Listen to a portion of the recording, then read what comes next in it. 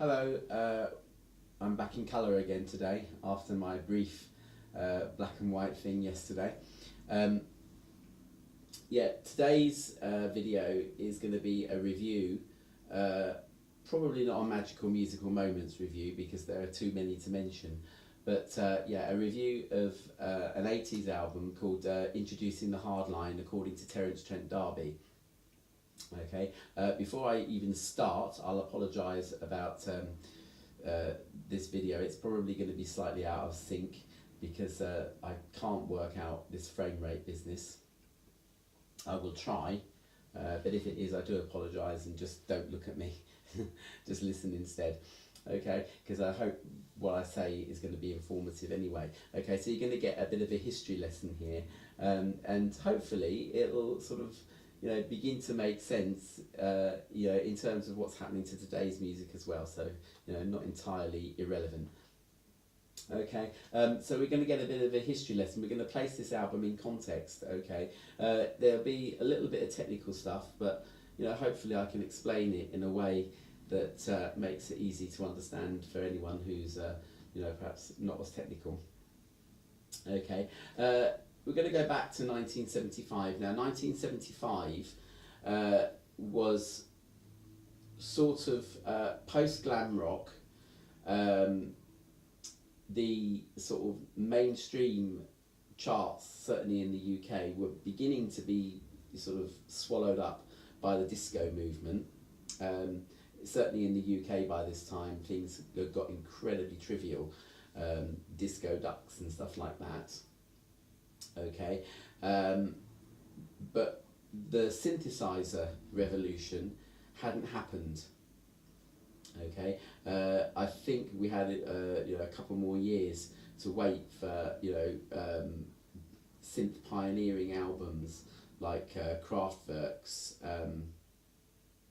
sort of The Model and stuff like that, and even sort of Donna Summer and I Feel Love. That sort of hadn't sort of hit the music scene, and onto that kind of scene then came this album,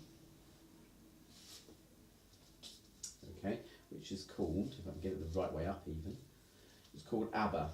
Okay, contains Mamma Mia and SOS, and also an instrumental called Intermezzo No. 1, which you'll find me playing on this channel somewhere. And it was criticised in the Swedish press at the time for being a bit cold sounding and factory like because of all the synthesizers that were being used. Okay, now that criticism in today's sort of light is probably slightly unfair, okay, because of the way that things were going to go in the 1980s. Okay, on this album, Benny is playing most of the synthesizers, but he's playing them by hand. Okay, again in the 80s there was a communication method that was developed so that you could link up synthesizers, and it was called MIDI, M-I-D-I, so musical instrument digital interface or something like that. It stands for, or multi-instrument digital interface. I'm not really sure, but it was designed so that you could get synths all linked up together and you could program them. Okay, and this word digital was plastered everywhere. Okay, now if you trace back the roots of the word digital, the French have the same word, les doigts, okay, and it means your fingers, okay, because these are digits, they're what you use to count with. Okay, the thing that separated those sort of early 70s synthesizer attempts, to use synthesizers, was the fact that you actually had to play them with your fingers, and that sort of lent a sort of thickness and texture to the sounds, as well as the fact that they were analog synthesizers. So they were, the sounds were sort of electrical pulses. They're incredibly hard to keep in tune, and there was a way of linking them together, but it was incredibly complicated and incredibly difficult. And so, you know, people use them for colour, really. So you would have your basic band that was still playing, you know, guitars and pianos and whatever else, and drums and things, but then you would have this sort of layering of synths as well, which sort of added texture and colour. And I keep you sort of coming back to that sort of swoop in SOS that sort of leads you into the chorus, which would have been played by hand. And that was the difference, because if I do, you know, one track of synthesizers, one layer of synthesizers, and then layer another lot on top, there's going to be a minute time difference between, you know, them being played. You know, your fingers are going to play them at sort of, you know, slightly different sort of heaviness weights, as it were. You know, whereas, you know, if I play a figure on the piano and then repeat it, it's going to be either slightly louder or slightly quieter, and there's going to be, you know, this sort of subliminal, in a way, sort of difference between how these things are played. Okay, all right. What has happened in the 80s and the 90s, to an extent, with synthesizer music, is that it's become far more automated than that. Okay, and as I say, in the 80s, people went absolutely bonkers for you know, everything that this new technology could do. Okay, this word digital was plastered everywhere, from the lowliest clock radio that had you know, numbers on the screen, hence it was digital. You know, to you know, the new sort of technical innovations like the Fairlight synthesizer and the synclavier. Okay, which, you know, all sort of relied heavily on digital technology, and were incredibly expensive and incredibly complicated to work. Okay, but because of the way the music industry is, and I've talked about this again, you know, there before, if you get a pioneer that comes along and does, you know, something that's, you know, completely sort of way out for its time, it won't be very long before that has to become the norm. Okay, because of this sort of, I suppose, competition, plus the fact that, you know, oh, the audience like that one, so we'll do one that's exactly the same, sort of thing. And so we ended up in the 80s getting loads and loads and loads of records where, or CDs by the mid-80s, where you know, synthesizers had just been allowed to run riot, and you know, you get whole albums that were just pure, you know, sort of manufactured synthesized music. Okay, and it does make the comment that that Swedish reviewer made about the ABBA album seem incredibly unfair. Okay,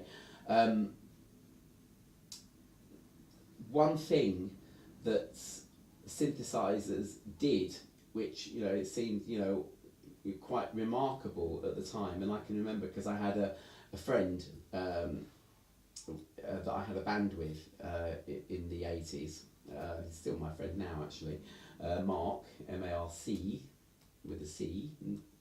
And his dad had a music shop, and my friend would get all these keyboards, you know, and be able to try them at our home, and we used them, you know, to make some of our songs. Okay, which were tended to be loads of covers of Gary Newman songs. But, you know, to program the drums, you know, you'd have this little sequencer thing that's built into the keyboard, and you can still get them today. You know, even on the cheapest thing these days, they've all got some sort of sequencing thing on them. And what you do, you have this loop that's going round and round, which is, you know, basically starts off as a metronome, tick, tick, tick, tick, tick, tick, tick, tick. Okay, and you start out by putting your bass sort of thing on there, dum, dum, dum, dum, dum, dum, and then you do this thing called quantizing, which places your kick drums exactly on the beat. Okay, then you get your snare, dum, dish, dum, dish, dum, dish, dum, dish, and you quantize that snare beat as well to get that exactly in time. Okay, and then you get your cymbals. Okay, this is the real magical bit, because supposing you want semi-quaver cymbals going tick, tick, tick, okay, and you're playing at a fairly fast speed, and it's actually quite difficult to play loads of repeated notes all at once like that. Okay, so you go whatever, and then you again press this quantize button, and those will suddenly all come out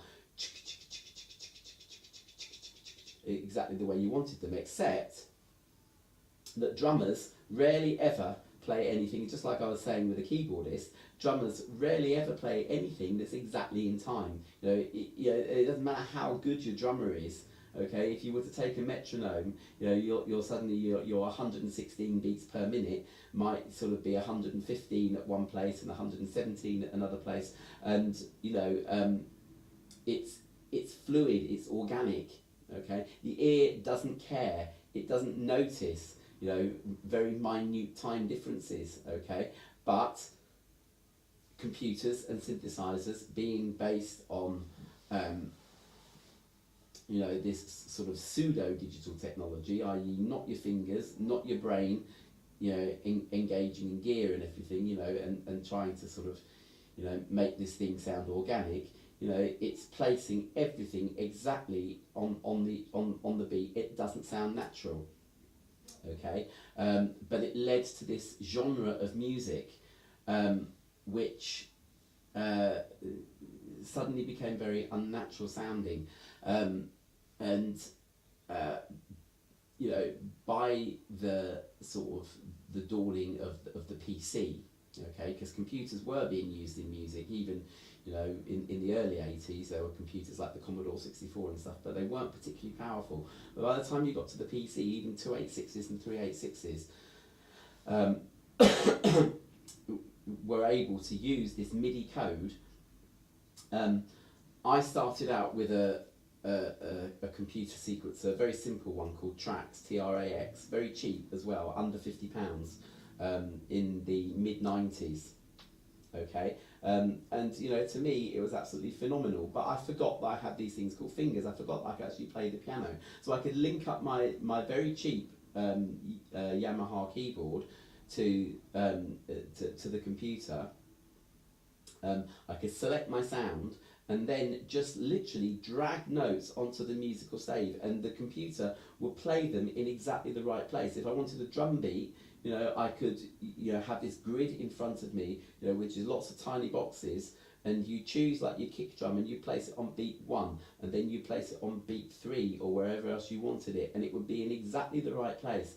And the whole thing ended up, even by my standards, and I still program my music today, but I try to be a little bit more judicious about it, but the whole thing sounded like grade 3 piano practice. Okay, nowadays, yesterday I uploaded Flash of Light, and I can honestly and truthfully say that every note on that was actually played by my fingers, even the drums. Okay, yes, I play it a bit slower. Yes, I'll start and stop, delete that little bit there, and edit this bit into that bit, and so on and so forth, but it's all being played by hand, and it has this is where digital music it's an improvement on just having this sort of relentless dum dum dum dum dum dum dum dum. Added to that, all of the sort of reverb effects and stuff like that by the 80s had all gone digital. Okay, and studios like the Power Station studio in New York came up with this incredibly pioneering way of recording instruments, and then being able to put the space on it at the same time, because of various technical difficulties, where like the Beatles, for example, would record in this wonderful sort of acoustic space in Abbey Road Studios, it then became very difficult to do any kind of sort of post performance kind of mixing and blending, because sounds, you know, the drummer's sounds would bleed into the guitarist's microphone. So if you wanted to turn the guitarist up, you know, you had to almost sort of turn the drums up as well. So in the 70s they ended up sort of, you know, getting this sort of system, which, you know, can be heard on a lot of American AOR records like the Eagles and stuff like that, where, you know, people plugged their drums, people plugged their guitars directly into the desk. Drums were mic'd up so close that they couldn't get any other kind of sound in there. And then, you know, again, they would use compression and that sort of thing, you know, to so that, you know, the drums wouldn't overload and all that sort of thing. And it wasn't very good for musicians, because then they all had to have their headphones on, and, you know, and you lost this sense of performance. By the time you got to the 80s, you've got this power station thing, the power station studio, where they wanted the best of both worlds. They wanted the instruments to all be able to play in the space and communicate with one another. They didn't want all that bleeding of things going into you know, one microphone to another. So they designed this studio where the acoustics were very, very carefully measured, so that you know, it sounded big to the instrumentalists that were playing, so they didn't feel like they were playing in some sort of dead environment. But then you could you have much more control in the final mix. Okay, and I'm slightly going off at a tangent here, but what that led to was this thing called gated reverb. Right, if you think back to the drums on Phil Collins's song "In the Air Tonight," and that sort of huge acoustic that is being used, and again, it was pioneering, but by the middle to late 80s, it had become absolutely de rigueur. Every single studio was trying to emulate that sound. Okay, plus they had this barrage of synthesizers all playing. Okay, now I'm going to upset someone here, who's, you know, one of my Facebook friends, if he's ever watches this video. But you know, that you ended up with, you know, a whole load of Whitney Houstons that you know, just used this 16-bit PCM technology to you know, with no discretion whatsoever. And so oh, sorry, I've got this WhatsApp's gone off. But yeah, you know, and just about every single record of hers has got this, you know, this horrible PCM drum sounding thing from the Yamaha DX7 keyboard, which was again absolutely ubiquitous in the middle of the 80s. If your studio didn't have one, they were seen as being untrendy. And you know, it's, you know, you have this horrible dun dun dun dun sound that was supposed to be cowbells, and it's on just about every single thing, and every time I hear it, it grates, you know, as well as her sort of vocal technique, which is totally overblown, and, you know, totally trying to outdo everybody else. And, you know, I'm afraid, sorry people, but it drove me nuts, you know, and it, you know, people haven't stopped doing it, you know. You know, we had, you know, what else was going on there mainstream wise? You know, again, you see, you had some of these teeny bop bands, you know, from the early 80s, like Spandau Ballet and Wham and Duran Duran, and you know, people, you know, other sort of teeny boppers like Paul Young and Nick Kershaw and Howard Jones, who could actually play their instruments. I mean, I know Howard Jones has set all his synthesizers on automatic, so perhaps, you know, we'll rule him out. At least he wrote thoughtful songs. But yeah, you know, it was just, you know, there was this really good feeling in the early 80s. By the mid 80s, all those people had become sort of a bit old hat, untrendy. Duran Duran had stopped making, you know, had sort of, you know, members had left, and people were sort of seeing the demise of Duran Duran. You know, thankfully, you know, throughout all of their relationship struggles with each other and everything, they're still together. but you know, Tears for Fears had stopped doing what they were doing, you know, for a little while. Yeah, I had a wee story about Tears for Fears. Perhaps I'll go back to it a bit later, but you know, I need to get on to Terence Trent D'Arby, and I'm 20 minutes in already. But yeah, it was all sounding the same, folks.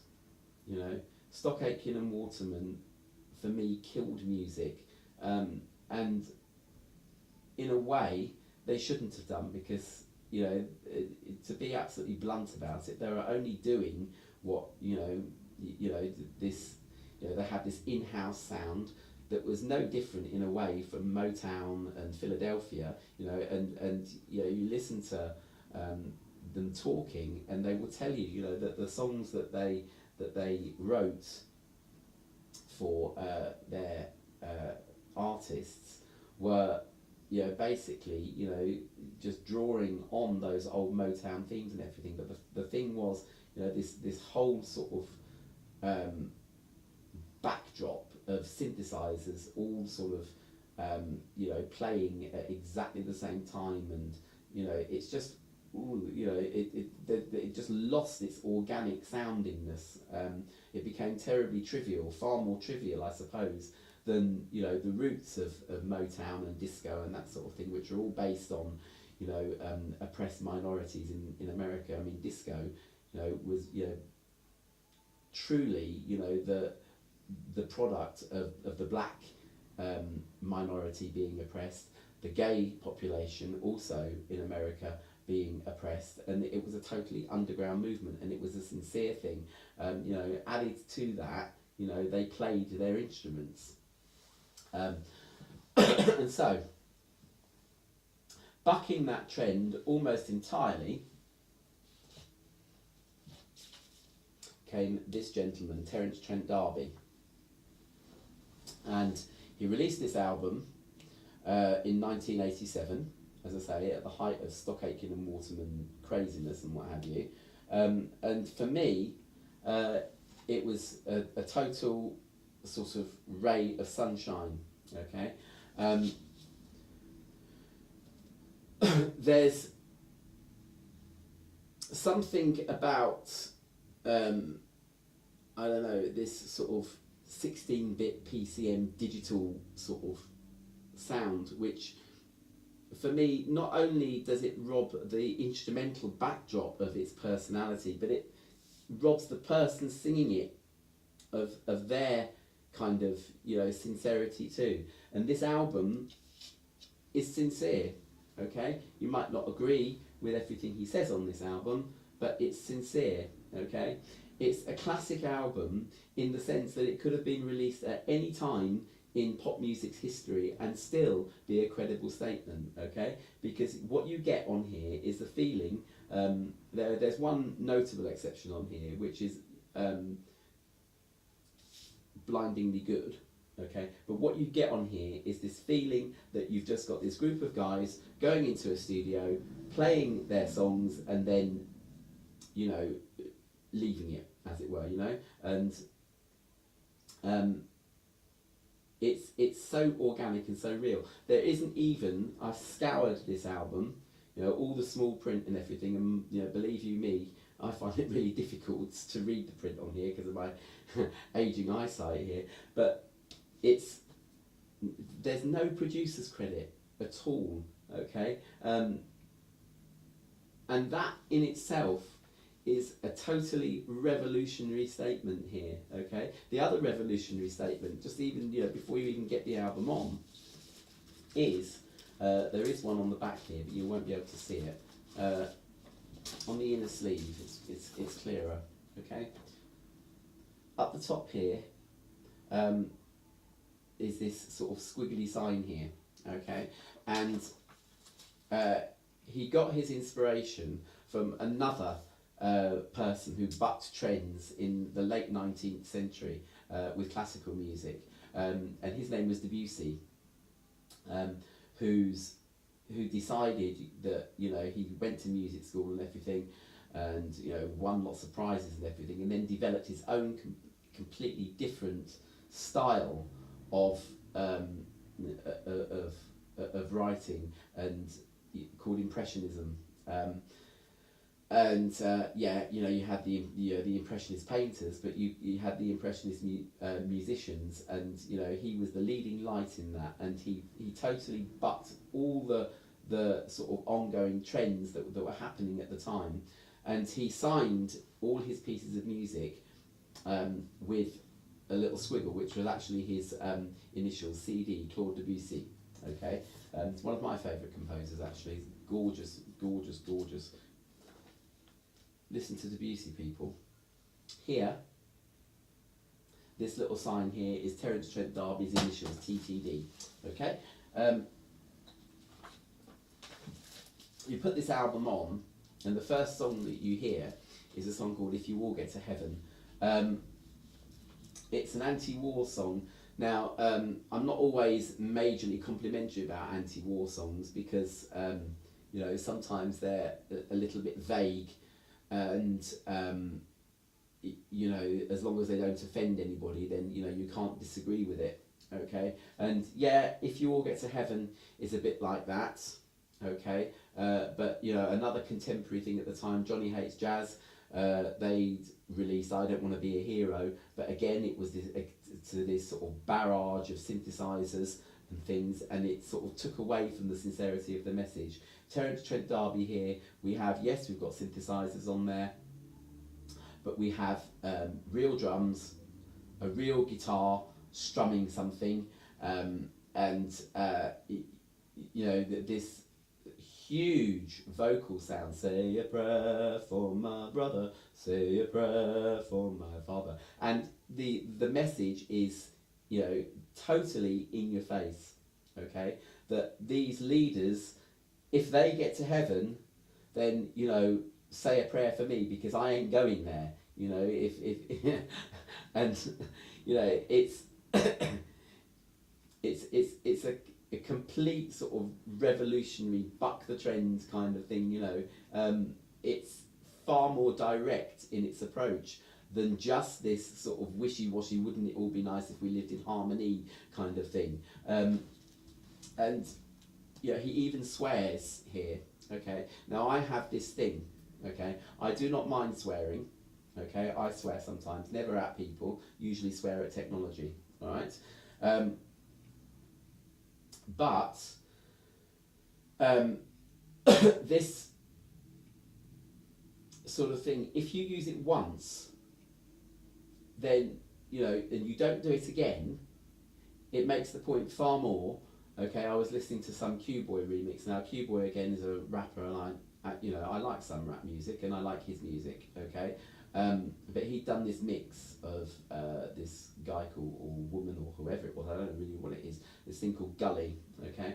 And I sat with my headphones on last night because I'm a bit of an insomniac, and I sat there listening to this thing for 40 minutes, and, you know, every other word was a swear word, and I ended up, you know, just sort of typing in Gordon Bennett at one point because I just couldn't believe what I was hearing, and I'm not approved by any sort of stretch of the imagination at all, but it totally lost its effect, okay? When every other word begins with F, then, you know, it just, you know, you just lose the point of what it's saying. So here, in this introduction, Terence Trent D'Arby, If You All Get to Heaven, you know, old men's cigars puff up the walls to protect their fuck-ups again, and boom, you know, it's right, you know, it hits the nail on the head, and it's once, okay? And, you know, you get down to sort of, you know, the end of side two, and you've still got that ringing in your head. You know, If You Let Me Stay was a single, okay? Now, it's very borderline, really, because, you know, it's a very clever thing, really, because the musical devices on there are pretty much not all that different, really, to the kind of synth music that was going on there. If you'd sort of taken the bass line from If You Let Me Stay and plonked it onto a sort of Yamaha DX7 synthesizer, and, you know, put a bass synth sound on it, boom, bada bada bom bom bom bom, yeah, it wouldn't have actually sounded completely out of place, but because it's now, you know, being taken back to its organic things, it's being played on a bass guitar, okay, with this, you know, really funky sort of you know, band actually playing the music, and it suddenly, you know, it makes a much more sort of sincere statement, really, okay. You know, it's a love song, okay, and you get the feeling that Terence has been a bit sort of wicked to his partner here, you know, and he's saying, well, if she takes me back, you know, then, you know, I'll mend my ways, okay. But it's so heartfelt, okay, and it's not just in his vocals, it's in the whole backing as well, okay. Wishing Well, you know, again, another funky groove, you know, nice sort of real brass stabs here, from real brass instruments here, and you know, it just sort of makes you want to boogie. I've have listened to this morning, and I've sort of boogied away to it. It's just, you know, it's so good, okay. The lyrics on I'll Never Turn My Back on You, I'm not really sure whether they're Terence Trent D'Arby's father actually writing him this letter and him sort of reading it out, as it were, a bit like John Lennon did with, you know, the poster for Being for the Benefit of Mr. Kite, where, you know, he's taken these words and almost verbatimly sort of put them into a song, or whether or not it's the kind of letter that he would have liked to have got from his father, I don't know. Okay, and then, you know, Get Up Out of Your Rocking Chair, Grandma, or rather, Would You Care to Dance, Grandmother? And then we're into Dance, Little Sister, you know, another hit single from the album, okay, and totally organically played, you know, brilliant, okay. And then 7 More Days, which kind of, I suppose, sort of takes you to the sort of, you know, it's like, you know, the acoustic that they've created here, rather than just sort of going for this huge sort of boom, boom, the sort of sound of the 80s, you know, you're suddenly sort of transported. If you closed your eyes, you could almost sort of be, you know, thinking of, you know, TV programs that from, you know, the 70s, like the High Chaparral and stuff like that, you know, sort of, you know, being in the American Midwest here, you know, it's just beautifully done. And Let's Go Forward starts off side 2. I think my mum even liked that song, actually. But again, very, very soulful. The same with Rain, okay, and then we come to Sign Your Name, okay, and this is where, you know, you do here then have the one exception. It's like the F word at the beginning here, okay. This song, Sign Your Name, is virtually all done via synthesizers, okay. But because it is done once, it's then suddenly sort of gains some sort of credibility and some sort of taste, okay. So what we have here is a beatbox with quite an elaborate percussion beat going, okay.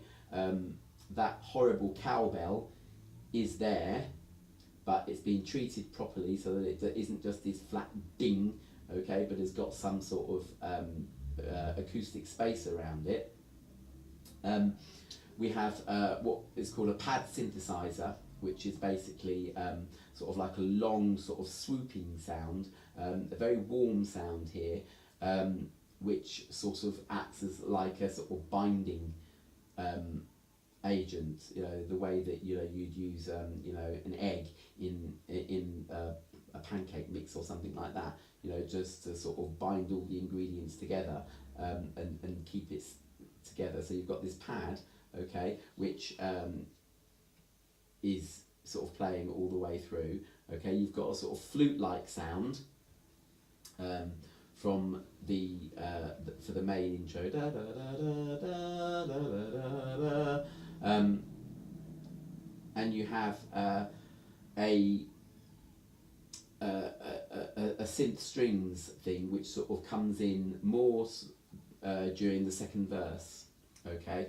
But it's very, very sparse and very, very bare. You see, the other trend in the 80s was to totally overload. You know, it's like, look how many sounds I can get out of this Fairlight, everybody. Look, I can have this and this and this, and I can have 50 tracks. You know, because, you know, again, you see the reaction to the previous decade. You know, where 16 tracks would have been de rigueur. You know, 16 tracks was, you know, about the highest quality you could get with tape. You know, the more tracks that you add, the thinner that tape becomes, or the tape width becomes, and again you get these instruments bleeding from, you know, one thing to the other. So 16 tracks was like the optimum, but you know, it naturally limited the amount of instruments that could play at any one time. Okay, and you know, the Stock Aitken and Waterman things were just full of these, you know, 1,000 tracks going all at once sort of thing. And here, Sign Your Name is basically pared down to 4 or 5 instruments here. And the thing that is also notable about this thing is the vocal layering on here as well. Okay, it's not just Terence Trent D'Arby singing here. There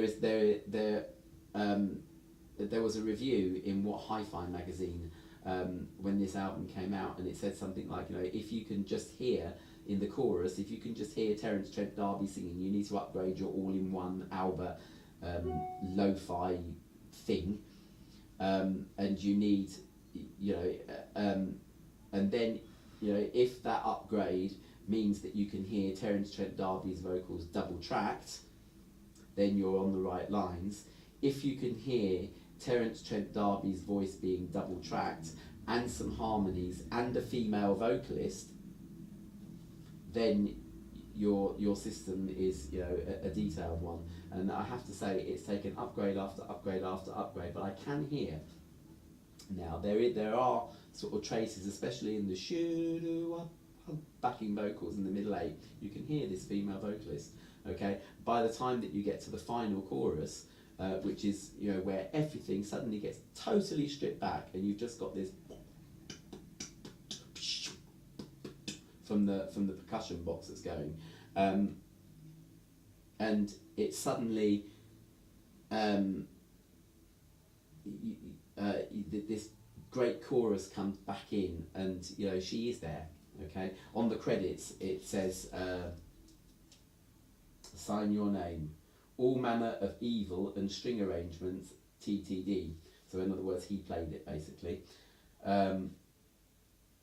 Strings were scored by Chris Cameron, and it says thanks to Isabel on there. Whether or not she's the mysterious female vocalist remains to be seen. Okay, but there is, you know, even amidst all this automation and everything, there is still this feeling that he's playing those synthesizers by hand, and it's a wonderful sound, absolutely wonderful song. It's one that I will never tire of hearing.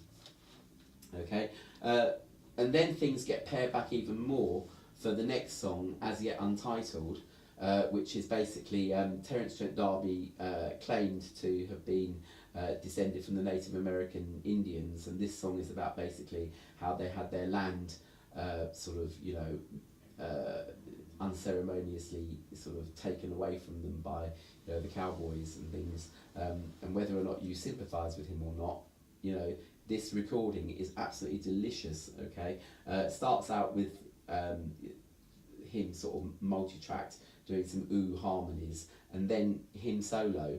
Okay, and you can hear him gulping, you can hear his lips smacking together. It's delicious, it's absolutely delicious. It ends with some oohs again, the way it started.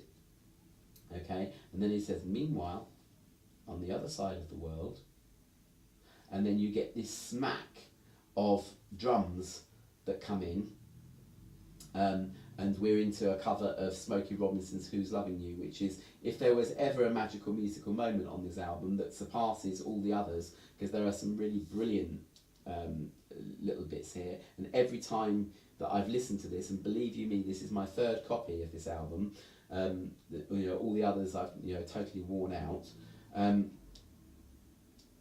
I will always hear something different in it. Okay, but we have this magical musical moment here, which for me, yeah, if you were going to call this a magical musical moments video, then this is what it would be. Okay, and it's that first smack of the drums of Who's Loving You. Okay, and it's a huge release, and the way that it's a huge release is, you know, partly down to, again, you know, today's production techniques and loudness ward stuff. Somebody singing on their own, a cappella, as it were, nowadays would have been treated to all sorts of compression and stuff to get the volume exactly the same as if a full band was playing. Okay, it really irks me on, you know, certain albums. You know, if you think of one, Regina Spektor. Okay, she sang this song about Samson, which is her on the piano. Okay, it's got some other instruments in it as well, but essentially it's her on the piano and her singing. That should be quieter than the next track, which is like a full band. Okay, but it isn't. Okay, here, As Yet Untitled, is a quiet moment. Okay, you have those oohs, which are slightly louder. Then you have this slight whisper. Just this slight, tiny little whisper. Meanwhile, on the other side of the world, which is a complete contrast to this thwack that is going to come in as the whole band suddenly kicks in with their cover of Who's Loving You. And this, you know, again, it's a wonderfully organic sound. It's got some gorgeous saxophone moments in it as well. And yeah, this whole album here was a total buck the trend album from, you know, what was going on at the time. Yes, you know, if you were going to place it in amongst, you know, the 60s R&B bands and stuff like that, it might not come out as anything special. But in the mid 80s, given, you know, the technological advances which were being used with total gay abandon, with not a lot of discretion, it was a complete breath of fresh air. And as I say, I will never tire of playing this album. It's just an absolutely beautiful album. I would encourage anyone to listen to it.